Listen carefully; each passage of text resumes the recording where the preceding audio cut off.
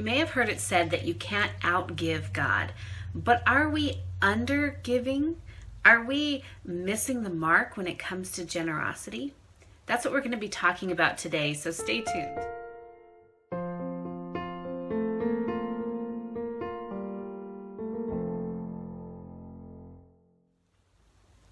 Welcome back to Coloring Through the Bible. My name is Keegan Harkins, and today we're talking about generosity. Generosity is something that we think about as the holidays get closer. We start to get in that generous kind of mood. But the need for generosity is 365 days a year. It's all around us. We'll never be able to outgive the need that there is in this world.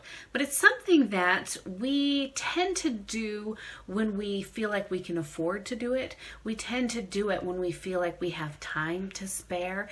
It's something that we tend to just squeeze into our lives. But what if we changed our way of thinking when it comes to generosity? What if we made generosity higher up on our list of priorities and we gave when it didn't make sense to give, of our time, of our energy, of our finances? What if we lived as generous as God is to his people? See, God has all of these blessings and things that he wants to pour out on his people. And sometimes he chooses to use us to bless his children. But if we aren't being obedient to God, saying, hey, you need to share, you need to be a blessing to the people around you, then how are they going to get to feel God's blessings? So that's what we're talking about today. And one of the major things that I know that has popped into my head has been, I can't afford it. I remember back in the day when my husband and I were just barely making ends meet, giving our tithe or being generous to people who were in need.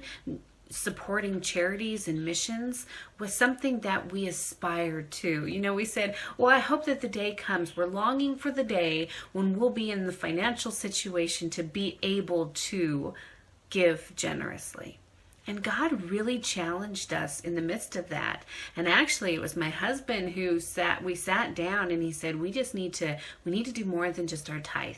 We need to make sure that we are being a blessing to other people. And I remember that first thought was, are you out of your mind? We can't afford this. And his response was, we can't afford not to. And I love that thinking when it comes to generosity. There's such need in the world around us. And if we truly have a heart that loves the way Christ loves, we can't afford to not be generous. And it doesn't just have to be with money. We tend to think of charity or generosity as being a financial thing, but there are so many ways that we can be a blessing to the people around us by giving our time, by giving our energy, by giving our talents, and just freely looking for ways to be a blessing. That mom that has, 5 kids and she's 7 months pregnant, maybe she would really, really appreciate if you took the kids to the park so she could relax, or help her clean her house. There are so many things that we can do to be a blessing to the people around us that don't require money. But if we have the money and if we have a way of giving it, then we should be looking for ways to be generous as well. One of the things that we started when we first started wanting to go, above and beyond and be generous was we had a budget for our groceries, and we would use coupons and sales and whatever we didn't spend, whatever we saved on those coupons and stuff, we would buy grocery gift cards and we would pass it back to the person in line so that they would get whatever that money was off their groceries. And it was a super fun way to just be a blessing to this random person we didn't even know. But I wanted to kind of tackle today some of those feelings that we have of that we can't be a blessing. And I really want to use the church in Corinth as an example of being generous and dispelling that myth that you have to have, a certain amount of income to be a very generous person.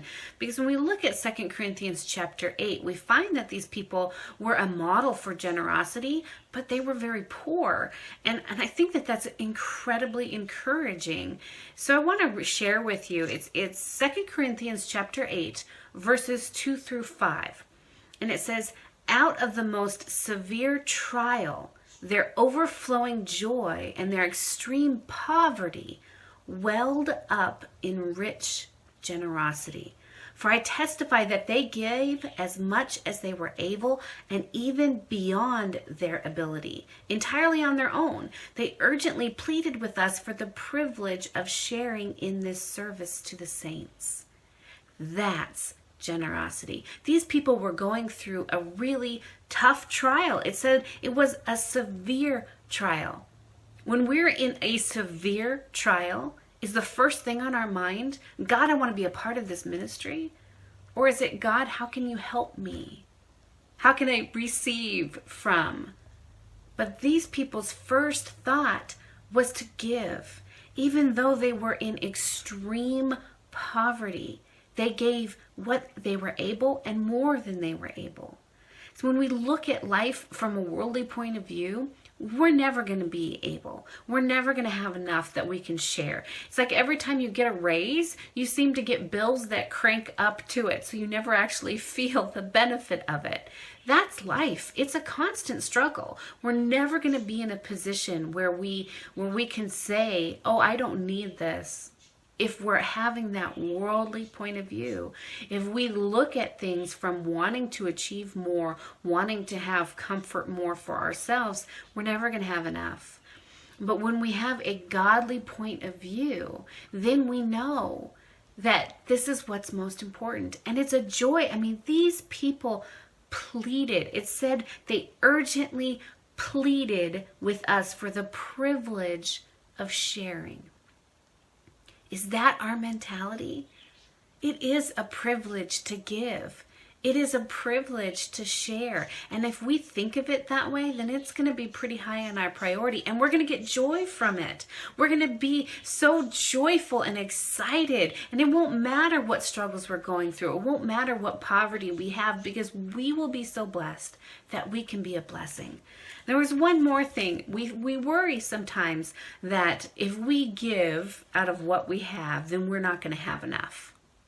And I want to share with you a passage from Philippians. It's Philippians 4:19. And it says, and my God will meet all your needs according to his glorious riches in Christ Jesus. My God will meet all your needs. When we give and we are living a life that trusts God, God is going to meet all of our needs. It may not be the way that we think. It may not even be the way that we hope. But God will always meet our needs. He's always going to take care of us. When we live a life for him, he is always going to meet our needs. And we don't need to worry about it. I remind myself all the time, God owns everything.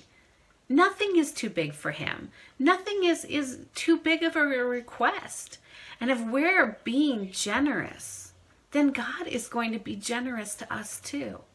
So when we come to this hurdle of generosity and we think that we can't do it, I just want to encourage you to remember the people who lived in Corinth. They were severe trials, severe poverty, and yet they pleaded for the privilege of giving, and God met their needs. And he's going to meet our needs too. So I encourage you to be generous this week in your time, in your energy, in your talents, and your finances. And just see for yourself the kind of joy that comes from living a generous life. It's amazing and it's wonderful, and it is a blessing to be a blessing. It's kind of like, a win-win situation. So I want to encourage you this week to be a blessing to somebody, just random, for no reason, not expecting anything in return. Just be a blessing. Until I see you guys again, have a very, very blessed day, and I'll see you next time.